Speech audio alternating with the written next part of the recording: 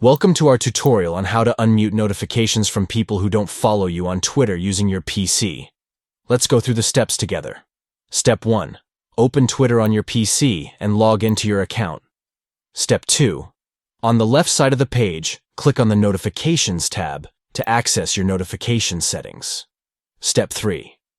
Locate and click on the settings icon, typically represented by a gear or 3 dots, to open the settings menu. Step 4.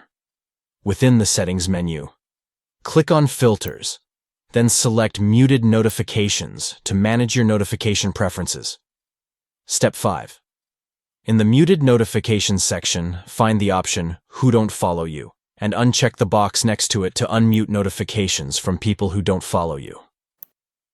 By following these steps, you can easily unmute notifications from users who don't follow you on Twitter, allowing you to stay engaged with a broader range of conversations and interactions. Thank you for watching. We hope this guide has been useful in demonstrating how to unmute notifications from people who don't follow you on Twitter using your PC.